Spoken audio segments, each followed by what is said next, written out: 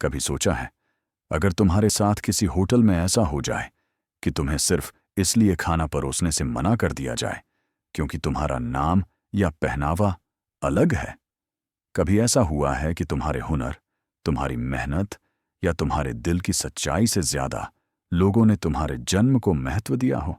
एक बार एक लड़का था जो रोज मंदिर जाता, झाड़ू लगाता, फूल सजाता, पर कभी भगवान के सामने पूजा नहीं कर पाया क्योंकि उसे बताया गया था, तू अछूत है।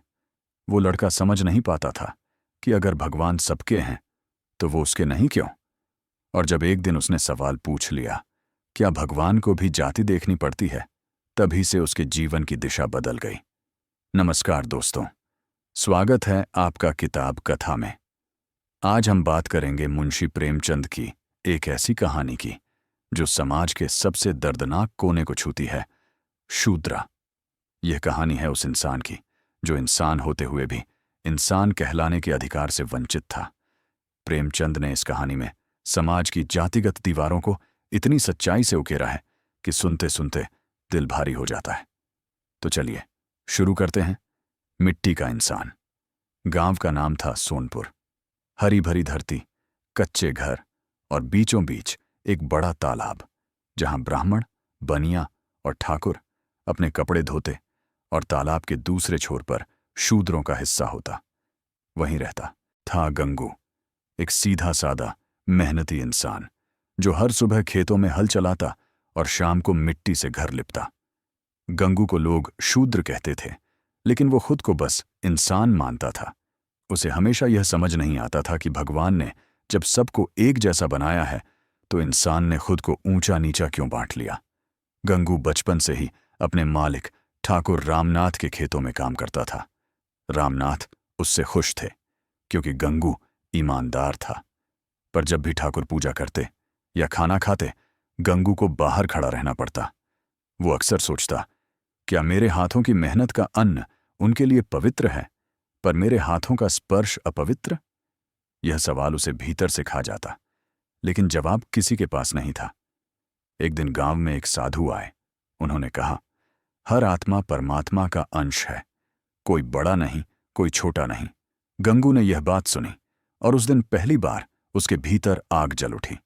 वो सोचने लगा, अगर भगवान सबके हैं तो फिर मैं क्यों बाहर खड़ा रहूं?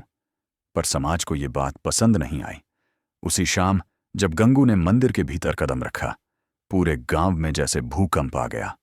लोग चिल्लाने लगे, अरे शूद्र अंदर घुस गया। किसी ने उसके कंधे पर लाठी मारी, किसी ने अपमान के शब्द फेंके, पर गंगू चुप था। बस भगवान की मूर्ति को देखता रहा, जैसे पहली बार उसे अपनी ही आत्मा दिखाई दे रही हो। अगले दिन पंचायत बैठी। ठाकुर रामनाथ ने कहा, गंगू को सजा दी जाएगी, उसने धर्म तोड़ा है। गंगू ने कहा, धर्म अगर इंसानियत से बड़ा है तो मुझे ऐसा धर्म नहीं चाहिए। उसकी आवाज कांप रही थी, पर आंखों में ज्वाला थी। गांव वाले हैरान रह गए। उन्होंने पहली बार देखा कि एक शूद्र भी बोल सकता है और अपने अस्तित्व के लिए खड़ा हो सकता है। उस रात गंगू की झोपड़ी जला दी गई।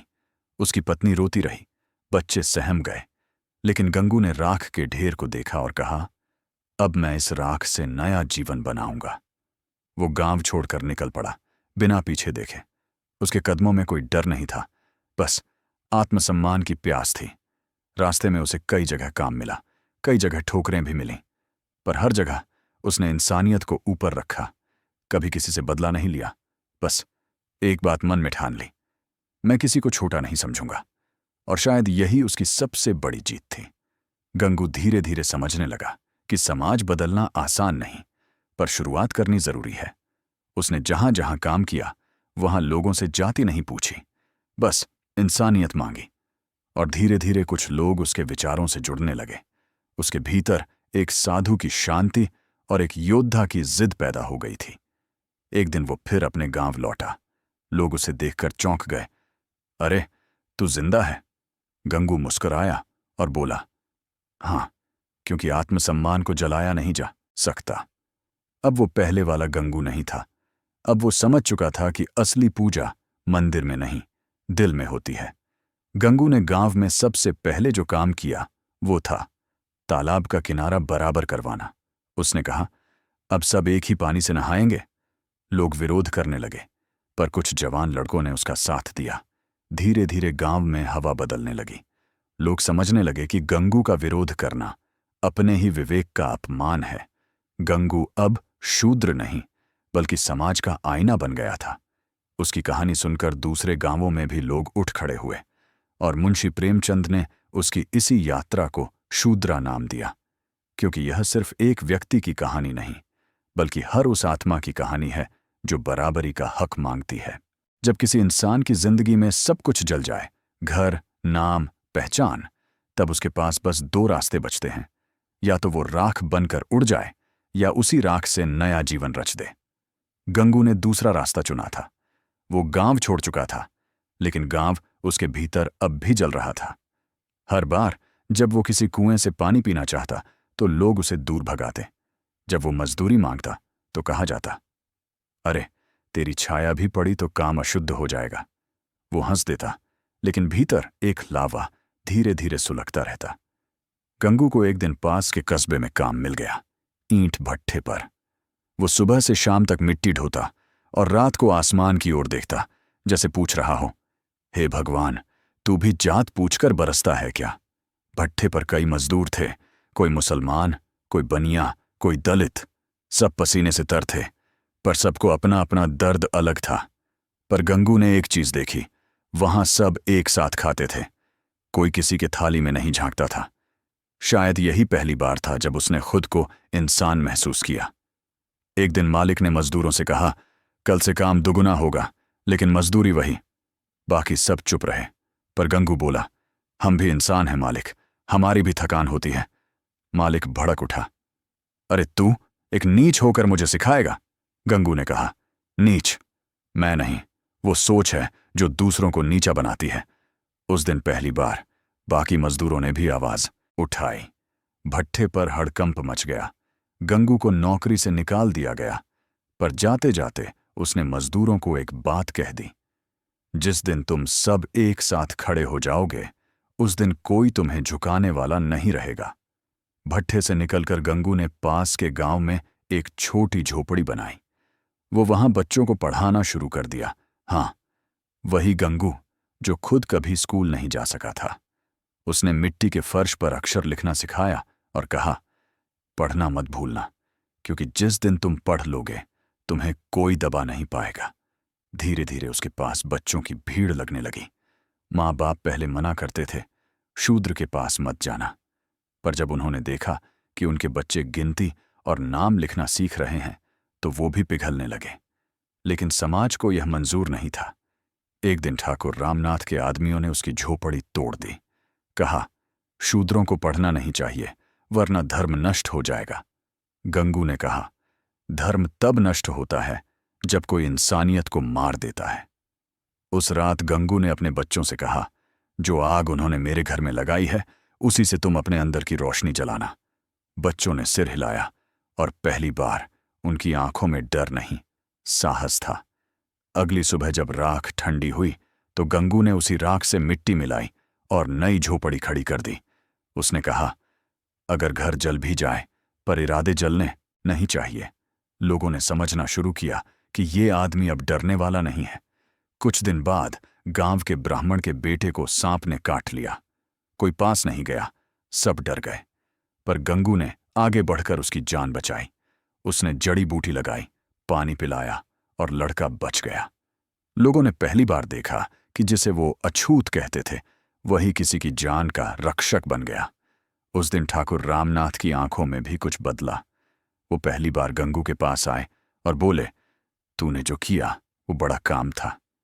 गंगू ने बस इतना कहा, मैंने इंसानियत निभाई है ठाकुर साहब, धर्म नहीं तोड़ा। गांव के लोग अब गंगू को अलग नजर से देखने लगे, लेकिन समाज की गहराई में जो भेदभाव था, वो इतनी आसानी से मिटने वाला नहीं था। कुछ लोग उसे विद्रोही कहने लगे, कुछ कहते ये दूसरों को भड़काता है। पर गंगू जानता था, जो सच्चाई बोलता है उसे लोग पहले गलत ही कहते हैं। वक्त बीतता गया और गंगू का नाम अब दूर दूर तक फैल गया। लोग उसे गुरु गंगू कहने लगे। उसने किसी धर्म का विरोध नहीं किया, बस इतना कहा, अगर भगवान सबके हैं तो भेदभाव किसी का नहीं। और शायद यही बात सबसे ज्यादा चुभती थी उन लोगों को जो अपने धर्म के नाम पर दूसरों को नीचा दिखाते थे। एक दिन कस्बे में एक बड़ा मेला लगा। गंगू वहां बच्चों को लेकर गया। वो उन्हें सिखा रहा था, देखो, हर इंसान बराबर है। तभी कुछ पंडितों ने कहा, शूद्र, तू बच्चों को क्या सिखाएगा? गंगू मुस्कुराया, मैं बस उन्हें वही सिखा रहा हूं जो तुम्हारी किताबों में लिखा है कि सब बराबर हैं। लोग हंसने लगे, पर उस हंसी में हार थी, क्योंकि अब सच सामने था। रात को गंगू अकेला बैठा आकाश की ओर देखता रहा। सितारे चमक रहे थे, जैसे राख में से अंगारे निकल रहे हों। वो बोला, शायद भगवान भी अब देख रहा है कि उसके बनाए इंसान इंसान बन रहे हैं। उसके भीतर की आग अब स्थिर थी। वो अब जलती नहीं थी, बल्कि रोशनी बन चुकी थी। बगावत की गूंज, यह वो मोड़ है जहां गंगू की चुप्पी समाज की सबसे जोरदार आवाज बन जाती है। अब कहानी सिर्फ एक व्यक्ति की नहीं, बल्कि पूरे समाज की आत्मा की लड़ाई बन चुकी है। साल बीत चुके थे। गंगू अब अपने गांव सोनपुर का नीच मजदूर नहीं रहा था, बल्कि पूरे इलाके में गुरु गंगू के नाम से जाना जाने लगा था। लोग उसके पास अपने बच्चों को शिक्षा देने लाने लगे थे। वो कहता, पढ़ाई कोई जात नहीं देखती, ज्ञान का कोई धर्म नहीं होता। उसकी बातों में आग थी, पर वो आग जलाने वाली नहीं, रोशनी देने वाली थी। धीरे धीरे पास के गांवों में भी उसका नाम फैलने लगा। गांव के नौजवान जो पहले मंदिर की सीढ़ियों से नीचे बैठते थे, अब उसी मंदिर की चौखट पर जाकर सवाल पूछने लगे, क्या भगवान हमसे दूर हैं? लोगों में एक हलचल थी, जैसे किसी ने सदियों से बंद पड़ी जमीन में हल चला दिया हो। गंगू अब केवल शिक्षक नहीं रहा था, वो बदलाव का प्रतीक बन गया था। उसने छोटे छोटे गांवों में बैठकें शुरू की, जहां वो कहता, अगर तुम्हें इंसान समझा नहीं जा रहा तो पहले खुद को इंसान मानो। लोग उसकी बातें सुनते, फिर अपने भीतर कुछ बदलता हुआ महसूस करते। लेकिन जब किसी समाज में बदलाव की हवा चलती है, तो सबसे पहले डर वहीं के ताकतवर लोगों को लगता है। ठाकुर रामनाथ और उनके जैसे कई लोग अब गंगू से परेशान थे। उनका डर यह नहीं था कि गंगू गलत बोल रहा है, बल्कि यह कि गंगू सही बोल रहा था। और सच हमेशा डरावना होता है उनके लिए, जो झूठ पर अपना साम्राज्य खड़ा करते हैं। एक दिन पंचायत में चर्चा हुई। ठाकुर ने कहा, ये गंगू लोगों को भड़काता है, धर्म के खिलाफ बातें करता है। अगर इसे नहीं रोका गया तो हमारी परंपरा खत्म हो जाएगी। किसी ने धीरे से कहा, पर ठाकुर, वो तो बस बराबरी की बात करता है। ठाकुर भड़क उठा, बराबरी का मतलब है विद्रोह। अगर आज शूद्र बोलने लगेंगे, कल हमें कोई मानेगा नहीं। पंचायत ने फैसला किया, गंगू को गांव से बाहर निकाल दिया जाए। पर जब यह बात गंगू के पास पहुंची तो उसने कहा, मैं अब किसी एक गांव का नहीं, इस देश के हर उस गांव का हिस्सा हूं जहां एक इंसान को दूसरे से छोटा माना जाता है। गंगू अब डरता नहीं था। उसने उस रात अपने साथियों को बुलाया, सभी मजदूर, किसान और कुछ ब्राह्मण भी, जो भीतर से थक चुके थे इस झूठी ऊंच नीच से। गंगू ने कहा, हम लड़ाई नहीं करेंगे, हम बस वही करेंगे जो हमें अब तक मना किया गया था। सबने पूछा, क्या? गंगू बोला, मंदिर के भीतर जाकर भगवान से प्रार्थना। अगली सुबह एक अजीब दृश्य था। गांव के दर्जनों लोग, औरतें, बच्चे, सब मंदिर की ओर बढ़े। कोई हाथ में फूल लिए, कोई दीपक। गंगू सबसे आगे था। ठाकुर और पंडित मंदिर के दरवाजे पर खड़े थे, चिल्ला रहे थे, रुको, ये अधर्म है। पर भीड़ रुकने वाली नहीं थी। गंगू ने दरवाजे के सामने रुककर कहा, अगर भगवान सच में सबके हैं तो वो आज खुद बता देंगे कि किसे अंदर आना चाहिए और किसे नहीं। कहते हैं, उसी वक्त आसमान में बादल गहराए और बिजली चमकी। लोग डर गए, पर गंगू शांत रहा। उसने मंदिर के अंदर कदम रखा, और फिर बाकी सबने भी। पहली बार मंदिर की घंटियां सबके लिए बजीं। पहली बार ऊंच और नीच के बीच की दीवार टूट गई। लोगों की आंखों से आंसू बह निकले, क्योंकि यह सिर्फ पूजा नहीं थी, यह सदियों का बंधन टूटने की शुरुआत थी। लेकिन इस बगावत की कीमत बहुत बड़ी थी। अगले दिन गंगू के खिलाफ हुक्म जारी हुआ, उसे गांव से निकाला जाए और जो भी उसका साथ दे उसे समाज से बहिष्कृत किया जाए। कई लोग डर गए, पीछे हट गए। पर कुछ डटे रहे। गंगू ने कहा, जो डर गया वो भी मेरा भाई है, जो साथ है वो भी मेरा भाई है, क्योंकि असली लड़ाई किसी के खिलाफ नहीं बल्कि अज्ञान के खिलाफ है। समय के साथ गंगू का आंदोलन फैलने लगा। दूर दूर से लोग उसे सुनने आने लगे। वो कहता, जब तक हम खुद को छोटा मानेंगे दुनिया हमें छोटा रखेगी। इंसान का असली धर्म है इंसानियत। लोग तालियां बजाते और उनकी आंखों में उम्मीद की चमक होती, लेकिन समाज की पुरानी जड़ें इतनी जल्दी नहीं हिलती। ठाकुर और पंडितों ने उसकी जान लेने की साजिश रच डाली। एक रात जब वो अपने आश्रम में बैठा था, तब कुछ लोग आए और उसकी झोपड़ी में आग लगा दी। बच्चे चिल्लाने लगे, लोग भागे, पर गंगू ने उन्हें बाहर निकालकर खुद भीतर ही बैठा रहा। कहने लगा, अगर मेरी जान से किसी का अंधापन टूटे तो ये मौत भी मुझे मंजूर है। लोगों ने आग बुझाई, पर गंगू बुरी तरह झुलस गया। वो मुस्कुराया और धीमे स्वर में बोला, राख से भी अंकुर निकलते हैं, और उसकी आंखें बंद हो गईं। उसके अंतिम संस्कार में वो सब लोग आए जिन्होंने कभी उसे अछूत कहा था।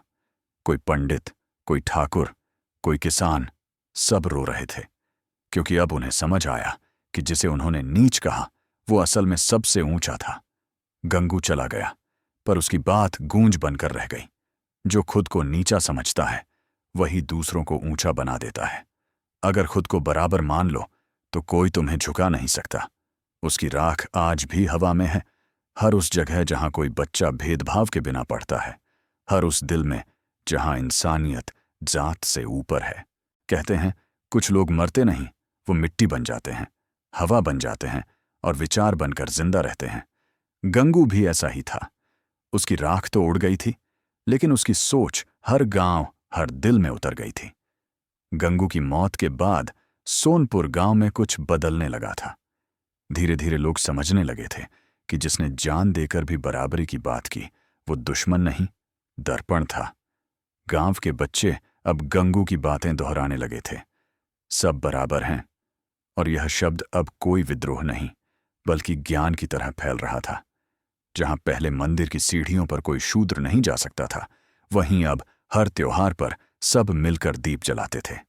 लोगों के चेहरों से डर गायब हो गया था। ऐसा लग रहा था जैसे गंगू की आत्मा अब हर बच्चे की आवाज में बोल रही हो। गंगू की पत्नी रामकली, जो उस आग की रात में सब कुछ खो चुकी थी, अब गांव की सबसे सम्मानित औरत बन गई थी। लोग उसे माई कहकर बुलाते। वो कहती, गंगू मरकर नहीं गया, वो हर उस बच्चे की मुस्कान में जिंदा है जो बिना डर के स्कूल जाता है। रामकली ने गंगू के नाम पर एक मिट्टी का स्कूल बनाया, छोटा सा, बस 4 दीवारें और एक मिट्टी का फर्श। लेकिन वहां जात नहीं पूछी जाती थी, वहां बस पढ़ाया जाता था, इंसान बनो। एक दिन एक पंडित अपने बेटे को लेकर आया और बोला, माई, इसे पढ़ा दो। रामकली की आंखों में आंसू आ गए। जिस समाज ने उसके पति को अछूत कहकर जलाया था, वही समाज अब उसके पास शिक्षा लेने आ रहा था। यही था असली बदला, बिना घृणा के, बिना हिंसा के। वक्त बीतता गया। सालों बाद जब गांव में एक नवयुवक जिला अफसर बनकर आया तो लोग उसके स्वागत में उमड़ पड़े। किसी ने कहा, अरे ये तो गंगू का बेटा है। हाँ, वही गंगू का बेटा जिसे कभी स्कूल में दाखिला नहीं मिला था। अब वो शिक्षा और न्याय का अधिकारी बन चुका था। लोगों की आंखों में आंसू थे, क्योंकि अब वो समझ गए थे कि शिक्षा और आत्मसम्मान की ताकत कैसी होती है। गंगू का बेटा रामदास अपने पहले भाषण में बोला, मेरा बाप खेतों में हल चलाता था, पर असल में उसने समाज की जमीन जोती थी। उसने फसल नहीं काटी, विचार बोए थे, और आज वो विचार फल बनकर हमारे सामने हैं। लोगों ने तालियां नहीं बल्कि मौन श्रद्धांजलि दी, क्योंकि वे जानते थे ये मौन ही सबसे ऊंची आवाज होती है। रामदास ने अपने पिता की तरह शिक्षा को ही आंदोलन बना लिया। उसने आदेश दिया कि अब किसी भी स्कूल में जाति नहीं पूछी जाएगी, हर बच्चे को समान अवसर मिलेगा।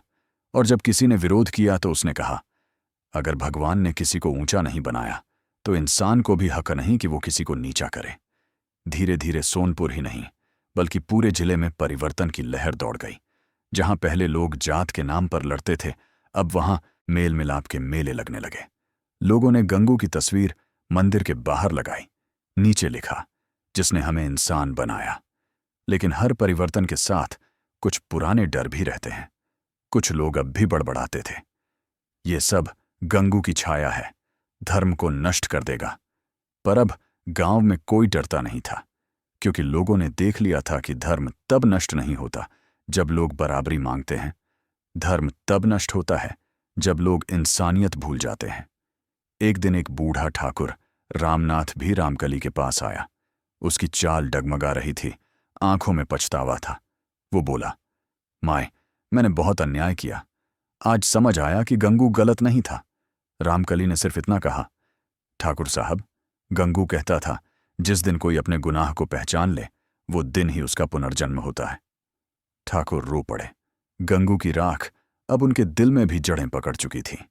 वक्त बीतते बीतते सोनपुर अब उदाहरण बन गया था। दूर दूर से लोग आने लगे, यह देखने की कैसे एक गांव जो कभी जाति की जंजीरों में जकड़ा था, अब समानता की मिसाल बन गया था। लोग कहते, गंगू मर नहीं गया, वो मिट्टी में है। और सच यही था, क्योंकि हर फसल, हर पौधे में उसकी आत्मा अब भी सांस ले रही थी। रामकली जब बूढ़ी हुई तो एक दिन उसने अपने पोते को बुलाया। बोली, जब मैं नहीं रहूंगी तो इस मिट्टी के स्कूल को संभालना, क्योंकि यही हमारी असली मंदिर है। पोते ने पूछा, दादी, क्या भगवान भी यहां आते हैं? रामकली मुस्कुराई, हाँ बेटा, जब भी कोई बच्चा यहां पहला अक्षर लिखता है, वो खुद भगवान बन जाता है। और यही था गंगू की सीख का सार। इंसान वही है जो दूसरों के दिल में रोशनी जलाए। रामकली ने आखिरी बार आसमान की ओर देखा। वो बोली, गंगू, देखो, तुम्हारा सपना अब सच्चा हो गया। और उसकी सांसें धीरे धीरे थम गईं। लोगों ने उसे वहीं दफनाया जहां से गंगू की राख उड़ी थी, ताकि मिट्टी और मिट्टी से जन्मा विचार हमेशा एक रहे। और उस रात गांव में किसी ने कहा, आज गंगू और माए दोनों हवा बन गए। लोगों ने देखा, हवा सचमुच बदली थी। वो अब हल्की, ठंडी और इंसानियत से भरी थी। तो चलिए, अब सुनिए मुंशी प्रेमचंद की अद्भुत और आत्मा को छू लेने वाली कहानी, शूद्रा का अंतिम अध्याय, इंसानियत का धर्म। यह वह मुकाम है जहां गंगू की कहानी समाप्त नहीं होती, बल्कि हर उस दिल में शुरू होती है जो बराबरी, प्रेम और इंसानियत पर विश्वास रखता है। कभी कभी समय कुछ लोगों को भुला देता है, लेकिन उनके विचार समय को अमर कर देते हैं। गंगू की कहानी भी वैसी ही थी। उसकी मृत्यु के वर्षों बाद सोनपुर गांव अब एक मिसाल बन गया था। अब वहां कोई ऊंचा या नीचा नहीं था, कोई अलग कुआं नहीं, कोई अलग थाली नहीं। लोगों ने मिलकर एक नया मंदिर बनाया था, जहां न पुजारी था, न पंडित, बस एक पत्थर की दीवार पर लिखा था, यह मंदिर उस इंसान के नाम है जिसने इंसानियत को भगवान बना दिया। उस दीवार पर गंगू का नाम खुदा हुआ था। गांव के बच्चे जब स्कूल से लौटते तो मंदिर के सामने रुककर झुक जाते। उनके लिए गंगू अब कोई कहानी नहीं था, वो एक विश्वास था जो उन्हें सिखाता था कि अगर भगवान कहीं है तो वो हर उस दिल में बसता है जो भेदभाव से ऊपर उठ चुका है। सालों बीत गए, देश में आजादी आ चुकी थी, लोगों के हाथों में तिरंगा था, पर गंगू की आत्मा उस तिरंगे के रंगों में घुली हुई थी, क्योंकि उसने सिखाया था कि असली आजादी मन की जंजीरों को तोड़ने में है। रामदास अब बूढ़ा हो चला था, उसके बाल सफेद हो चुके थे, पर दिल अब भी गंगू की तरह धड़कता था। एक दिन उसने अपने पोते मोहन को बुलाया और कहा, बेटा, अब समय आ गया है कि तू इस आंदोलन को आगे बढ़ा। मोहन बोला, दादा, कौन सा आंदोलन? रामदास मुस्कुराया, वही जो तेरे परदादा ने शुरू किया था, इंसान को इंसान समझने का आंदोलन। मोहन पढ़ा लिखा नौजवान था, वो अब शहर में काम करता था, सरकारी अफसर था। लेकिन जब उसने अपने गांव की कहानी सुनी तो उसके भीतर कुछ बदल गया। वो बोला, दादा, अब मैं ये कहानी शहर के हर बच्चे तक पहुंचाऊंगा। रामदास ने कहा, बिल्कुल, क्योंकि गंगू अब सिर्फ गांव की कहानी नहीं रहा, वो पूरे देश की आत्मा बन चुका है। मोहन ने गांव में गंगू शिक्षा संस्थान की नींव रखी। उसका नारा था, पढ़ो, सोचो और बराबर बनो। लोगों ने उसका मजाक उड़ाया, अरे अब कौन जात पूछता है? पर मोहन जानता था कि जाति अब भी लोगों के दिलों में धूल की तरह छिपी हुई है, जिसे रोज झाड़ना पड़ता है। उसने स्कूलों में यह कहानी पढ़ाई जाने लगी, गंगू की कहानी, जो एक शूद्र था, पर जिसने सिखाया कि असली धर्म है इंसानियत। बच्चे जब यह कहानी सुनते तो उनकी आंखों में सवाल होते, क्या सच में कभी लोग जात के नाम पर अलग रहते थे? और यही सवाल इस देश की सबसे बड़ी जीत थी, क्योंकि अब नई पीढ़ी भेदभाव को इतिहास की गलती मानने लगी थी। एक दिन मोहन दिल्ली में भाषण देने गया। विषय था नया भारत और समानता। मंच पर खड़े होकर उसने कहा, मेरा नाम मोहन गंगू है। हाँ, उसी गंगू का वंशज जिसे कभी अछूत कहा गया था, और आज मैं उसी मंच पर खड़ा हूं जहां कभी हमें आने की इजाजत नहीं थी। ये जीत मेरी नहीं, इंसानियत की है। हॉल तालियों से गूंज उठा। लोग खड़े होकर उसका स्वागत करने लगे। मोहन ने आगे कहा, मुंशी प्रेमचंद ने जो लिखा वो सिर्फ कहानी नहीं थी, वो चेतावनी थी कि अगर हम इंसान को जात से बांटते रहेंगे तो सभ्यता का कोई अर्थ नहीं रहेगा। गंगू ने हमें सिखाया कि धर्म का असली मतलब पूजा नहीं बल्कि प्रेम है। लोगों की आंखें भर आईं, क्योंकि यह कहानी अब सिर्फ किताब की नहीं रही थी, यह तो उनकी जिंदगी का आईना बन चुकी थी। शाम को जब मोहन वापस सोनपुर लौटा तो उसने वही पुरानी जगह देखी जहां गंगू और रामकली की कब्र थी। वहां एक हल्की हवा चल रही थी। उसने झुककर मिट्टी छुई और बोला, बाबा, तुम्हारा सपना अब सच हो गया। अब लोग जात नहीं पूछते, इंसानियत का धर्म मानते हैं। हवा में हल्की सी सरसराहट हुई, जैसे कोई पुरानी आत्मा मुस्कुरा रही हो। और उसी रात गांव के मंदिर की घंटियां अपने आप बज उठीं। लोग कहने लगे, गंगू वापस आ गया। पर सच तो यह था, गंगू कहीं गया ही नहीं था। वो हर उस दिल में बसता था जो किसी दूसरे को बराबर मानता है। अब सोनपुर में एक नया त्योहार मनाया जाता था, इंसान दिवस। इस दिन कोई पूजा नहीं होती, कोई प्रसाद नहीं बांटा जाता। बस सब लोग एक साथ बैठकर एक ही बात कहते, हम सब एक हैं। बच्चे मिट्टी में खेलते और बूढ़े लोग कहते, देखो, यही तो गंगू का असली मंदिर है। समय के साथ लोग गंगू को भगवान नहीं बल्कि इंसानियत का शिक्षक मानने लगे, क्योंकि उसने हमें यह सिखाया था कि अगर इंसान को भगवान के बराबर बनाया गया है तो उसे छोटा या बड़ा बनाना खुद भगवान का अपमान है। गंगू की कहानी आज भी लोगों के बीच गूंजती है, कभी किसी माँ की लोरी में, कभी किसी शिक्षक के शब्दों में, और कभी किसी बच्चे के सवाल में, क्योंकि यह कहानी हमें याद दिलाती है कि धर्म का असली रूप किसी मूर्ति या किताब में नहीं बल्कि उस इंसान के भीतर है जो दूसरों को अपने बराबर देख सके। और इस तरह शूद्रा की कहानी वहां खत्म होती है जहां हर कहानी को खत्म होना चाहिए, न्याय, बराबरी और प्रेम के साथ। अगर आपको यह कहानी दिल को छू गई हो तो चैनल किताब कथा को जरूर सब्सक्राइब करें, ताकि अगली किताब की कहानी, जो शायद आपकी जिंदगी का नया नजरिया बन जाए, सबसे पहले आप तक पहुंचे।